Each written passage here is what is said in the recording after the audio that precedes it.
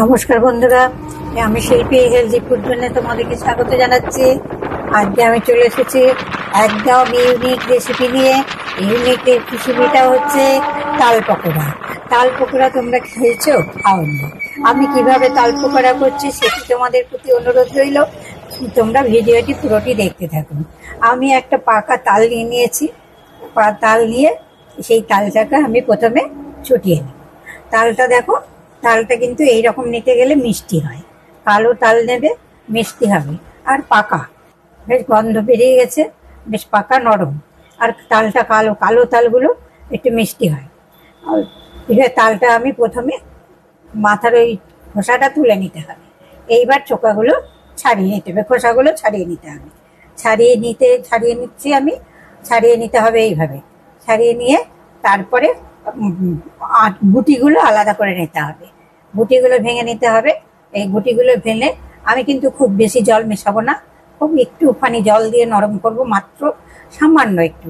দেখো, একটুখানি হাতে জল নিয়ে আমি কিন্তু মাখিয়ে একটু নরম করে নিচ্ছি, যেন কাঁচটা একটু ঘন বেরোয়। আর বেশি জল মিশালে কাঁচটা পাতলা হয়ে যায়। এই যে একটা ঝাঁকা দেখছো, এই ঝাঁকা আমি প্রত্যেক বছর জিতা অষ্টমী করি। জিতা অষ্টমীতে একটা ঝাঁকা দিতে হয়, সেই ঝাঁকাটাই থাকে। মানে সবজি রাখার জন্য তো এখন আর ঝাঁকার দরকার পড়ে না, সেই কারণের জন্য আগেকার দিনের মতো ঝাঁকা ঠিক ব্যবহার হয় না। তো আমি তালটা এই ঝাঁকাতেই বছরে একটা করে থাকে, ওটাই আমি রেখে দিই। ওটাতেই আমি তালটা রসটা ঘুষে বের করে নিচ্ছি। দেখো, তালের রসগুলো সুন্দর বেরিয়ে যাচ্ছে। আর মানে কোনো তালের কোনো আঁশও থাকবে না। দেখো, আমি কিন্তু একদম সাদা করে আঁটিগুলো থেকে নিয়ে নিই। আমার অতটা দরকারও পড়ে না, কেননা আমাদের এমনি মেম্বার কম, তো সেই জন্য যার জন্য আমি মোটামুটি ঘন কাজ যেটুকু বেরিয়েছে নিলাম। এবার আমি চলে এসেছি রান্নাঘরে। রান্নাঘরে আমি কড়াই বসিয়ে দিয়েছি উনুনে। উনুনের বলতে গ্যাসে বসিয়ে দিয়েছি। দিয়ে দিলাম তালের রসটা। তালের রসটা আমি কিন্তু এবার উনুনে জাল দিচ্ছি। এর মধ্যে আমি দিয়ে দিলাম পরিমাণ মতো গুড়। তোমরা যেমন তালের পরিমাণ থাকবে তেমন পরিমাণে গুড় দেবে। গুড়ের সঙ্গে তালটা মিক্স খাই। এই সময় নাকি গুড় আর তাল খেলে পিত্ত নাশ হয়। এই সময় পিত্তি নাকি একটু উগ্র থাকে, সে আমার মাদের কাছেই শোনা আর কি। সেই জন্য এই সিজনে তাল গুড়টা নাকি একটু খাওয়া খুব উপকারী। তাল গুড়টা আমার ভালো করে মিক্সড হয়ে গেছে। এইবার আমি এর মধ্যে দিয়ে দিলাম 1 কাপ পরিমাণ সুজি। সুজিটা দিয়ে আমি কিন্তু ভালো করে মিক্সড করে নেব। মিক্সড করে নেওয়ার পর এর সঙ্গে দেব 1 কাপ থেকে কম পরিমাণে চালের গুঁড়ি।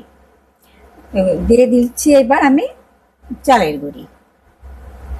দেখো, আমি কিন্তু সম্পূর্ণটা দেবো না, একটু রেখে আমি চালের গুঁড়িটা দিলাম। এটাকে আমি ভালো করে উনানের মধ্যে অল্প সিমে আঁচ করে আমি ফ্লেমে রেখে ফ্লেম রেখে আমি এটাকে ভালো করে মিক্সড করে নিচ্ছি।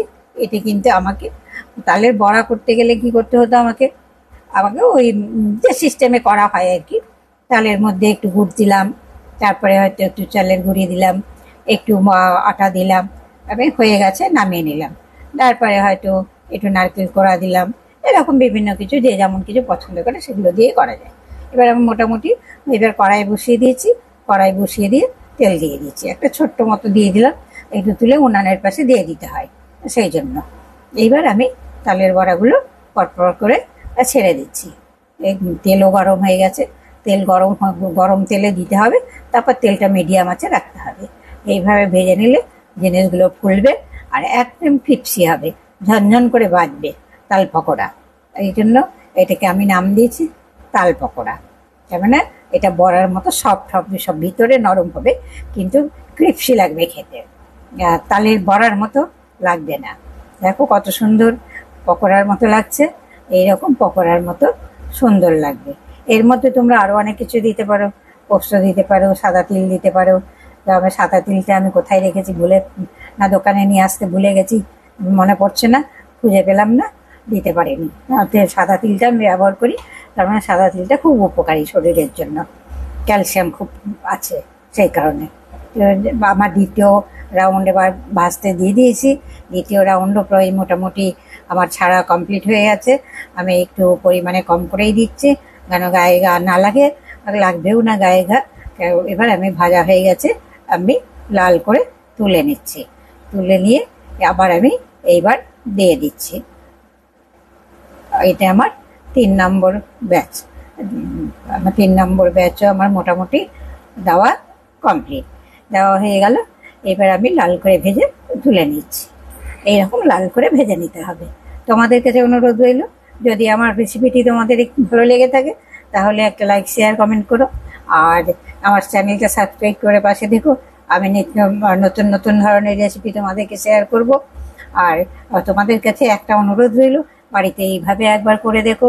এর মধ্যে দেখো কি সুন্দর শব্দ হচ্ছে, ঝনঝন করে শব্দ হচ্ছে। আর একটা দেখতেই শুনতেই পাচ্ছ আওয়াজ। এবার দেখো খেতে কত সুন্দর। ভিডিওটি দেখার জন্য ধন্যবাদ রইল। আর তোমরা ভালো থেকো, সুস্থ থেকো। প্লিজ চ্যানেলটা সাবস্ক্রাইব করে পাশে থেকো। আর ধন্যবাদ জানাই।